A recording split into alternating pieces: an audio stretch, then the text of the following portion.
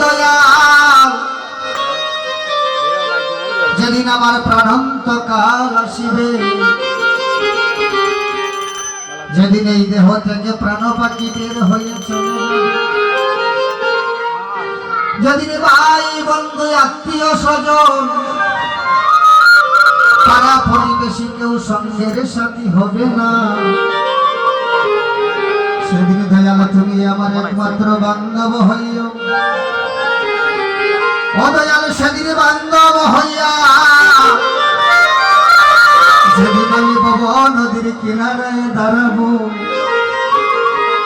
আমি কাঙ্গাল জানিয়া দয়াল পারে করিয়া নিও। মাতৃগর্ভ কাড়ে কাড়ে সপ্তম মাসের অষ্টম দিবসে আমরা সবাই জানি আমাদের গুরুর সাথে সাক্ষাৎ হয়েছিল। হস্তপদ চক্ষুকর্ণ সম্পূর্ণ দেহটা গঠন হয়ে গিয়েছিল। সেদিন মায়ের বান্ডে এই অন্ধকারে গুরুর সাথে সাক্ষাৎ হয়। গুরুদেব বললেন, যাও, তোমার যাওয়ার সময় হয়েছে। কোথায় আসবে? এই যে ত্রিতাব জ্বালা যেখানে আমরা বাস করছি, এই জম্বুদ্বীপে, যেখানে গেলে পরে মায়ায় জীববদ্ধ হয়ে যায়, যেখানে আসলে পরে পূর্বের কথা আমাদের আর স্মরণ থাকে না। বৎস বলল গুরুদেব, যেখানে অন্ধকার কারাগারে অদয়াল তোমার সাথে আমার সাক্ষাৎ হয়ে গেল। হে গোবিন্দ, হাজার হাজার বৎসর তপস্যা করে যোগী ঋষি মণিগণ যারা তোমার চরণ দর্শন করতে পারে না, যারা তোমার চরণ পায় না, এই মাতৃগর্ভ কারাগারে তোমায় পেয়েছি দয়াল।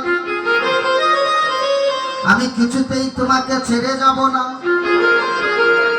সেদিন গোবিন্দ দাঁড়িয়েছিলেন কেমন ভাবে? শঙ্খ চক্র গদা পদ্ম রূপে সেখানে আলোচনা হয়েছে। বৎস বলল, আমি যাব না। যেখানে গেলে জ্বালা যন্ত্রণা মায়ায় গ্রাস করি, ওই দেশে আমি যাব না। গুরুদেব বললেন, বৎস, তুমি যদি না যাও, তুমি যদি মাতৃভান্ডারে থাকো, আমি জগতে একটা নিয়ম করে দিয়েছি, 10 মাস 10 দিন পরে তুমি ভূমিষ্ঠ হবে। আর যদি তুমি 10 মাস 10 দিন পরে ভূমিষ্ঠ হয়ে না যাও, তোমার মা তোমাকে বান্ডে রেখে প্রসব যন্ত্রণা সইতে না পেরে যদি তোমার মা মারা যায়, তুমি হয়ে যাবে মাতৃহত্যার দায়ী। তোমাকে বারে বারে নরক যন্ত্রণা ভোগ করতে হবে, তোমার আসা যাওয়া শেষ হবে না।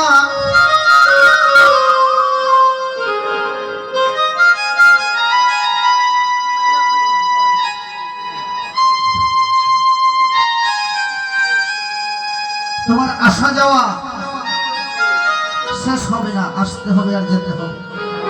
কত কষ্ট করে, কত পুণ্যের ফলে আমরা দুর্লভ মানব জন্ম পেয়েছি। 84 লক্ষ করিয়া ভ্রমণ, 84 লক্ষ জুড়ি ভ্রমণ করি, তারপরে হয়েছে দুর্লভ মানব জন্ম।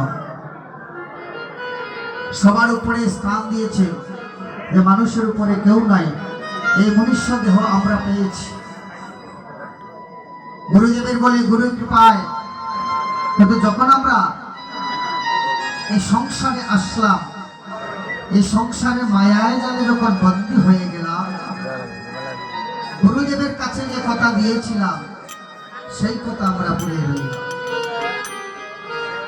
বলে কি বলে এসেছিলাম? যে সংসারে যাইয়া তোমার গুণকীর্তন করব, তোমার চরণ সেবা করব।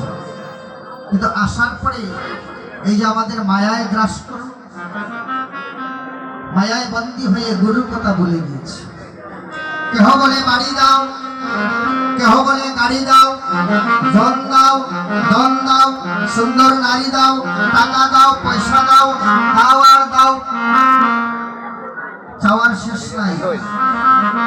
গুরুদেব বললেন বৎস তুমি যা চাইলে